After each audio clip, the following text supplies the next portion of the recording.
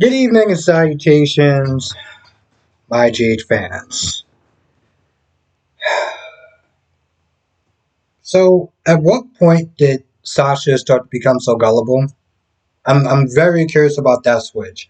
I understand that Gladys was there for her during her darkest times, and her worst, most painful points, or her worst, more painful point in her life. But I can only suspend disbelief, but for so much. Um, So first she has a scene with Gladys where Gladys is up there just talking all sorts of dirt, just putting all sorts of dirt on Cody's name as far as, oh, he's a criminal, he's this, he can't be trusted, he's just there looking, he's just there to try to swindle you and this, that, and the third. I've seen people like her type, of his type, and I'm like, yeah, Gladys, I've seen people like your type as well. More times than I can count. But after that, Sasha heads out to go to Brooklyn's place to drop her off some sort of deception line stuff, whatever. She runs into Cody, and Cody's like, "Yo, listen, I didn't do this. Like, you got to sit there and believe me, I didn't do this." And Sasha's like, "I don't really know. Like, I don't know what to think or whatever. I have no idea. I don't really know you too well. Like, I don't know." And Cody is just like, "You know what? Screw it. Glad to set me up." And she's like, well, why would Gladys do something like that? Gladys has been there for me, this, that, and the third. Why would Gladys do something like that? I'm like, bro, do you not know this woman's history? She pretty much sold out her own son so this way she can live the so-called high life. You know how this woman was when you met her. She didn't even like you at the time. And you're gonna sit there and and question why would Gladys ever do something like that? Like, are you kidding me?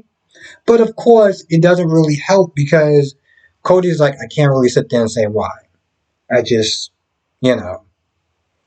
So with that being said, she has a little bit of doubt, but I'm like, given Gladys' history, maybe you should kind of sit there and take him on his word. At the very least, keep your head on a swivel when it comes towards Gladys. Of course, Sam is not there actually being a PI, and I was like, oh man, she's actually being a PI. That's what's up. I remember she used to actually do that.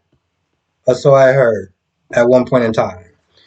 But she's sitting there talking to Gladys, and she's like, she asked the question like, well, why are you so upset about it for? Like it's not your jewelry. The jewelry's on loan, so you shouldn't have. You know what I'm saying? Like you shouldn't be sitting there taking it that personal. Of course, Gladys is like, well, a crime was committed, and your boyfriend's a cop and stuff like that, and at this point, Gladys just gets kind of annoyed. She just walks off. And, Sam is just looking at her like, yeah, she definitely got something to hide. Um,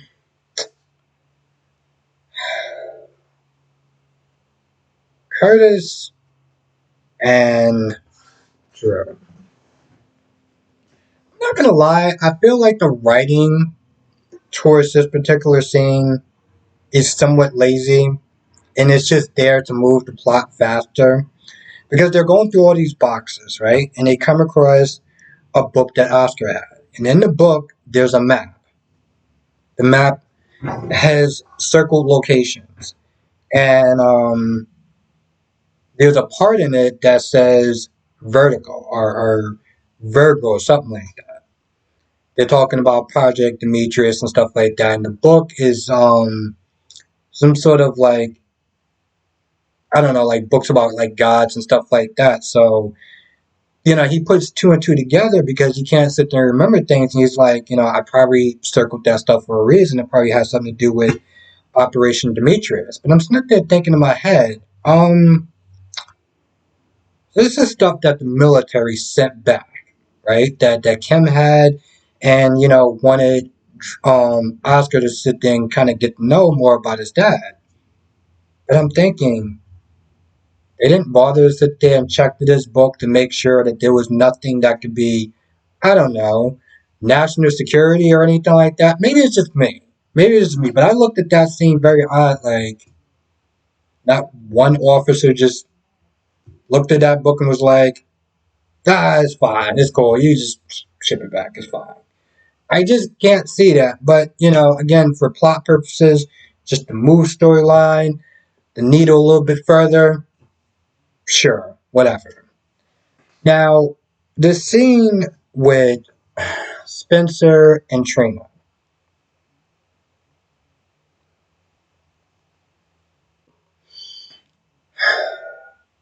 Now, I'm not saying that name, but for the Trina and Spencer fans, they're gonna like it. It's very nice and sweet and has a lot of romantic dialogue. For everyone else, felt like I needed a drink to sit there and get through whatever that was. I mean, it was so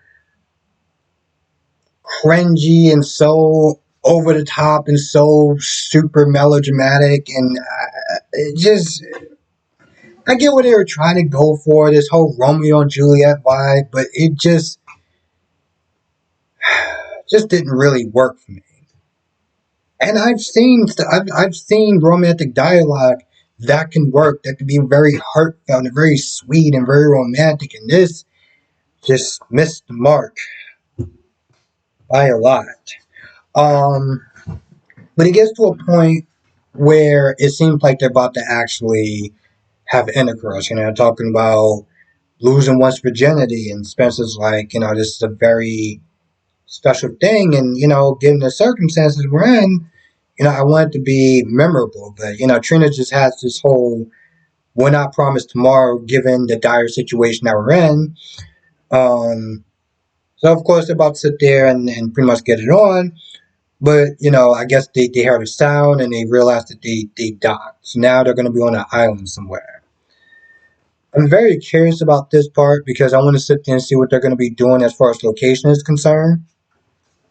I am liking the fact that they are giving these characters some really great stories, some really good adventure, and I'll say that much. Um, just to kind of end it on a lighter note. Um, so Molly goes to the actually. I'm not going to sit there. OBGYN. And she talks to some doctor, and the doctor says that she has some sort of condition. I am not going to sit there and try to pronounce this because I'm just not going to go there. But whatever the condition is, Molly's worried that it could cause some sort of an issue as far as them trying to get pregnant. So, it requires like a biopsy and everything like that. Here's the thing: the minute they start talking about biopsy of anything, that is just scary. Meanwhile, Laura and Alexis are just having this conversation that seems like it goes absolutely nowhere because, at this point it's just filler. Talking about Victor and asking, Alexis, could she get any sort of idea of like what Victor's plan is? And I'm like, Alexis don't really F with the Cassadines. Like, why would she know anything about what Victor's up to? The only person she used to sit there and actually rock with was a person who, at one point, didn't think that he was a Cassadine. So the conversation really goes nowhere. And then Drew and Curtis talks to Laura, saying that they got some sort of location, or at least kind of an idea of where they may be at. Now, of course, there's 3 locations, but it's more of a better start than what they had before.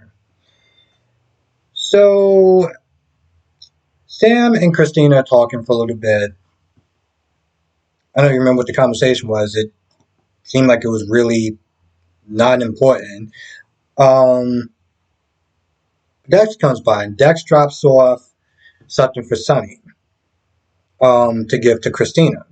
And Christina opens it up, and it's this project or whatever, this homeless shelter project for, like, I guess at-risk children or youth or whatever. And Christina's in there talking about how Sonny is a good person and really gets her and always been in his corner. and just the generosity that he's doing. So, of course, Dax sits there and looks at it like, oh, he's giving back to the homeless, and he really loves his daughter, and his daughter loves him. I have to put this man away for a very long time. So, of course, he just has this look of guilt on his face, which I'm loving, Sonny is the guy, he's the mobster, but he's the mobster with a heart of gold. He's always done some really terrible and bad things, but he's always had a very decent side to him, which, for better or worse, whether people like him or not, he's a very complex character.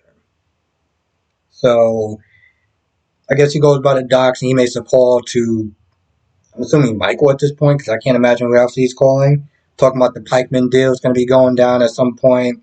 And of course, he does ask Sonny, because he's invited to the wedding, is this going to be an issue for you as far as the wedding is concerned? And Sonny's like, hey, listen, it'll work itself out.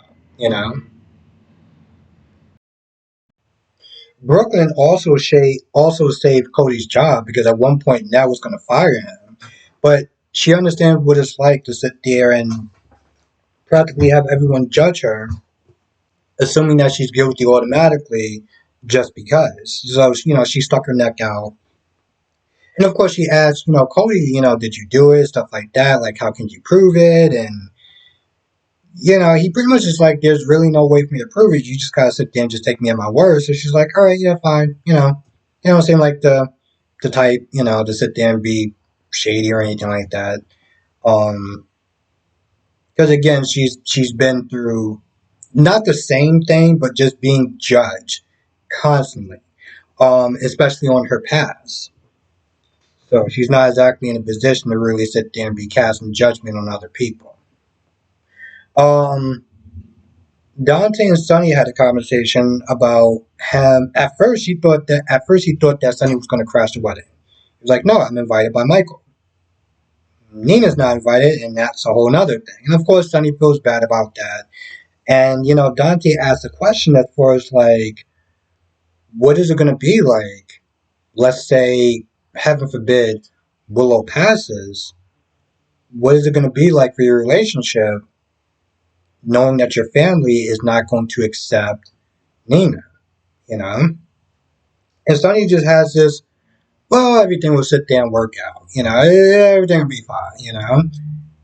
And I'm just like, I mean, that's cool when you're thinking about that when you're in like your 20s or maybe your 30s. But I'm like, bro, at some point you got to be kind of realistic. Your family does not like Nina for the most part. I don't know where Christina actually falls in line with that. But for the most part, your family doesn't like Nina. So it kind of sucks because at some point you can't, I can't imagine it not being a very strained relationship. I personally do, and I've said this in my live stream. I personally do think that um, Willow should, at the very least, invited um, Nina to the wedding. You know, just as because at some point they did start to, and of course Willow snipped this out boundaries and stuff like that, but just as some sort of first step, say that you beat this whole cancer thing or whatever, just as a first step. Again, they don't have to sit there and be besties and go out shopping and stuff like that, but it has to start somewhere. If you're, if she's somewhat serious about at least trying to give it some sort of a try. Of course, I feel like, whatever inch that they're going to move forward, the minute that, Nina Smith did thinking about trying to FTC on Carly and Drew, which, by the way, I don't understand how it's going to spare Michael, but how that's not going to backfire in Nina's face. I'm very curious about that, but I like to sit there and call that Ninaism thinking. New term I'm going to sit there and be using a lot more because Nina is a very, very special case. All in all, this episode was okay. Um, it kind of felt like it was all over the place. It was like you had Laura and Alexis Smith there talking about Victor and his plans, like she knew, and them just going back and forth talking about Nicholas and where is he at, and it just was like I'm not saying it's not important, but I felt like it didn't really. It was just there for fluff and and padding. Like even Christina was kind of used as a plot device when you really think about it, just to make Dex feel guilty, about Sonny and his love for Christina and his generosity and how much Christina believes in him. And of course, Christina's not there saying, "I don't know what I would sit there and do without him." You know, don't get me wrong. I love seeing Christina. I love seeing the actress. Um, but every time I see her, it's always like this painful slap in the face to where she used to actually have good storylines. Now she's just kind of there to just, you know, be there. And I wish it was just for something a little bit more. In